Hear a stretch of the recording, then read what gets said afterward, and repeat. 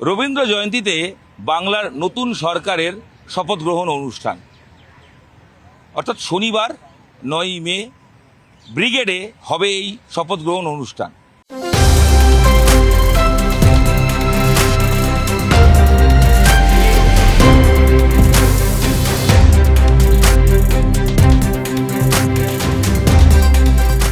BJP ক্ষমতায় আসার পর বাংলায় তারা সিদ্ধান্ত নিয়েছেন যে তারা শপথ গ্রহণ অনুষ্ঠানটা করবেন ব্রিগেড ময়দানে। ঐতিহাসিক ব্রিগেড, এই ব্রিগেডেই বিগত মার্চ মাসে প্রধানমন্ত্রী সভা করেছিলেন এবং বাংলায় পরিবর্তনের ডাক দিয়েছিলেন। সেই ব্রিগেডে লক্ষাধিক মানুষের উপস্থিতিতে শপথ গ্রহণ অনুষ্ঠান হতে চলেছে।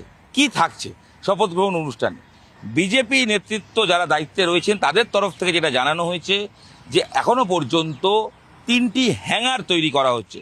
3টি হ্যাঙ্গারের মূল যে হ্যাঙ্গার বা মাঝখানের যে হ্যাঙ্গার, সেই হ্যাঙ্গারের মধ্যে থাকবে 3 রকম ব্যবস্থা, অর্থাৎ ত্রিস্তরীয় ব্যবস্থা।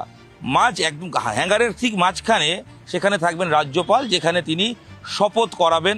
তার জন্য একটি বিশেষ ডেস্ক থাকবে যেখানে সাইনিং হবে, কারণ প্রত্যেকজন মন্ত্রী শপথ নেওয়ার পর তার সাইন করতে হয়। সেই প্রক্রিয়াটা করার জন্য একদম ঠিক মধ্যিখানে হবে।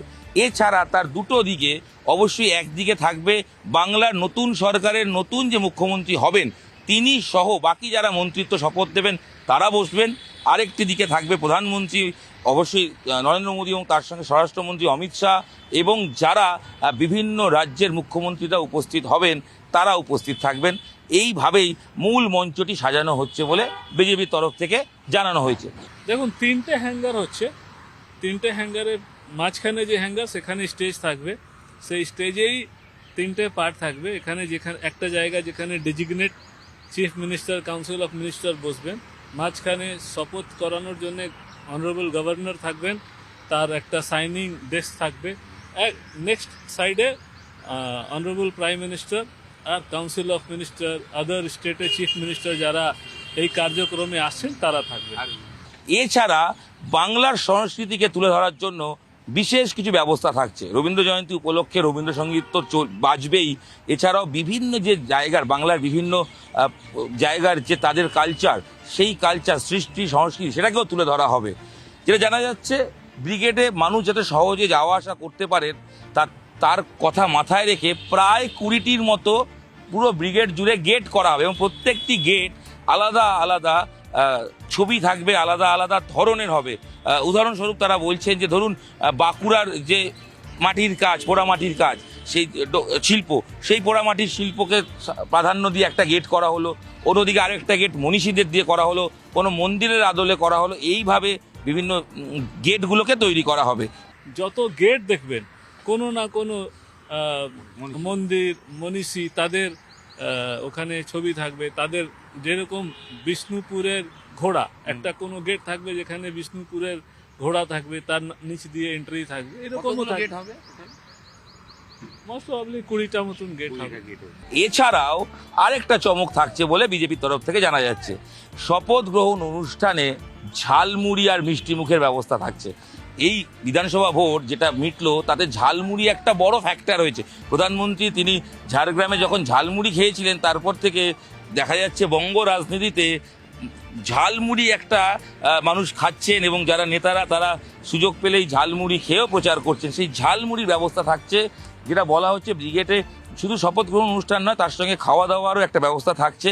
বিভিন্ন জায়গায় স্টল থাকবে, সেখানে বিনামূল্যে ঝালমুড়ি খাওয়ানো হবে এবং রসগোল্লার ব্যবস্থা থাকছে, তার মিষ্টি মুখের ব্যবস্থা থাকছে, তার সঙ্গে ঝালমুড়ির ব্যবস্থা থাকছে এবং বাংলার বিভিন্ন যে কালচার, ছৌ নাচ, বাউল গান, সেগুলো বিভিন্ন প্রান্ত জুড়ে তুলে ধরা হবে। অন্তত 10,000-এর উপরে বিশেষ সম্মানিত অতিথিরা থাকবেন।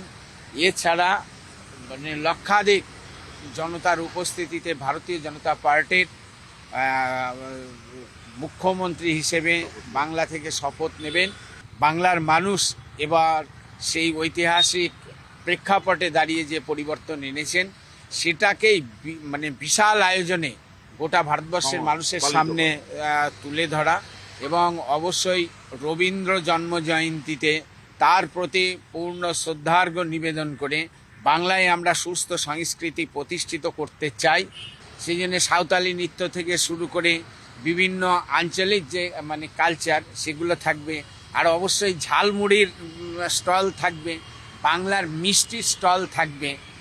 এটা মানে স্টলও হবে, বিশেষ খাওয়া দাওয়া। একদম যে মানে পুরোপুরি যে বাঙালি সংস্কৃতি, বাঙালি খাদ্যাভ্যাস, সমস্ত কিছু বাঙালি মনীষী তাদেরকেও তুলে ধরা হবে এই ঐতিহাসিক ব্রিগেড গ্রাউন্ড ময়দানে।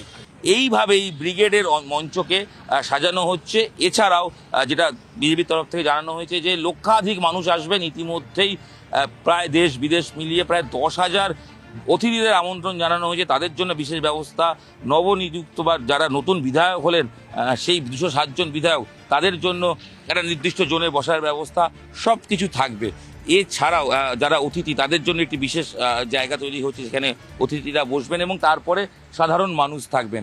যে ব্রিগেডের এই যে সভা বা ব্রিগেডের যে শপথ গ্রহণ অনুষ্ঠান, সেটা উত্তরমুখী হবে, অর্থাৎ ধর্মতলার দিকে। ভিক্টোরিয়াকে পেছন দিক করে যে মঞ্চ তৈরি হবে, মঞ্চের অগ্রভাগ বা সামনের দিক থাকবে ধর্মতলার দিকে, অর্থাৎ উত্তরমুখী এই মঞ্চ তৈরি করা হচ্ছে এবং ইতিমধ্যেই সেই কাজ তৈরি হচ্ছে। সেটা তো আপনারা দেখতেই পাচ্ছেন। এসপিজির তরফ থেকে প্রতি মুহূর্তে কড়া পর্যবেক্ষণ রাখা হয়েছে এবং যেহেতু প্রধানমন্ত্রী থাকবেন সেই কারণে, স্বরাষ্ট্রমন্ত্রী থাকবেন সেই কারণে নিরাপত্তা যাতে আঁটো সম্পূর্ণভাবে থাকে তার জন্য চূড়ান্ত ব্যবস্থা করা হচ্ছে। দফায় দফায় বৈঠক হচ্ছে রাজ্য প্রশাসনের সঙ্গে যারা রয়েছেন। এছাড়াও বাংলার যারা তথ্য সংস্কৃতি দপ্তর তাদের সঙ্গে কথা বলা হচ্ছে যাতে এই শিল্পী যারা রয়েছেন তারা আসবেন। অর্থাৎ ইতিমধ্যেই প্রস্তুতি চূড়ান্ত এবং সব মিলিয়ে সেই প্রস্তুতির ছবি দেখতেও পাওয়া যাচ্ছে। এছাড়াও যেটা রয়েছে সেটা হচ্ছে যে রবীন্দ্র জয়ন্তী উপলক্ষে তো রবীন্দ্রনাথের প্রতিকৃতি, তাতে মাল্যদান করার ব্যবস্থা যেরকম থাকবে, এছাড়াও রবীন্দ্রসঙ্গীত থাকছে। তাছাড়াও কিন্তু বাংলার সব মনীষীদের ছবি, প্রতিকৃতি বিভিন্ন জায়গায় ব্রিগেড জুড়ে তারা মানুষ দেখতে পাবেন, সেগুলো সভাভাবে মঞ্চেও তার ছোঁয়া থাকবে। সব মিলিয়ে প্রথমবার ঐতিহাসিক ব্রিগেড মঞ্চে বা ঐতিহাসিক ব্রিগেডে মঞ্চ তৈরি করে শপথ গ্রহণ অনুষ্ঠান হতে চলেছে।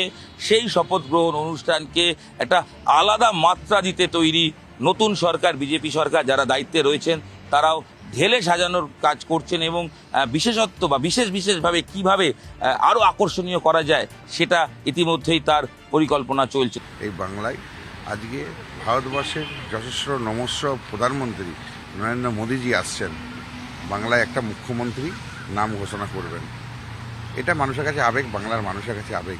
এবং শুধু প্রধানমন্ত্রীজি নয়, তার সাথে দেশের স্বরাষ্ট্রমন্ত্রীজি আসছেন। তাই বাংলার মানুষের কাছে একটা আবেগ আছে যে আমরা নির্বাচনের আগে প্রধানমন্ত্রীজি যা আমাদেরকে প্রতিশ্রুতি বা স্বরাষ্ট্রমন্ত্রী যা প্রতিশ্রুতি দিয়েছেন, এরপর হচ্ছে আমাদের সরকার আমাদের তৈরি হচ্ছে। আমরা মানুষের কাছে দায়বদ্ধ, মানুষের কাজ আমরা কীভাবে আগাবো সেটা মানুষ আসবে ব্রিগেড ময়দানে। সমস্ত বিধায়করা এখানে উপস্থিত হবেন, তার সাথে মণ্ডল স্তর থেকে আরম্ভ করে বুথ স্তর থেকে সমস্ত নেতারা উপস্থিত এখানে হবেন। তবে নিরাপত্তার স্বার্থে কত কি মঞ্চের সাইজ বা এইগুলো কোনোভাবে কিন্তু বিজেপির তরফ থেকে বা প্রশাসনের পক্ষ থেকে প্রকাশ করা হয়নি। তাদের তরফ থেকে যেটা জানানো হয়েছে, বিজেপি নেতৃত্ব যারা দায়িত্বে রয়েছেন তারা যেটা জানিয়েছেন যে বৃহস্পতিবার রাতের মধ্যে, অর্থাৎ একদিন আগেই, শপথ গ্রহণ অনুষ্ঠানের একদিন আগেই সব চূড়ান্ত হয়ে যাবে। প্রাথমিক রূপরেখায় যা প্ল্যান করা হয়েছে সেই প্ল্যানগুলোই তারা আমাদের জানিয়েছেন। আমরা সেই তাদের প্রতিক্রিয়াগুলো শুনলামও এবং নিশ্চয়ই আমরা বুঝলাম যে কী ভাবে আয়োজন করতে চলেছে বিজেপি তাদের প্রথমবার বাংলায় সরকার গঠনের শপথ গ্রহণ অনুষ্ঠান। সব মিলিয়ে প্রস্তুতি চূড়ান্ত।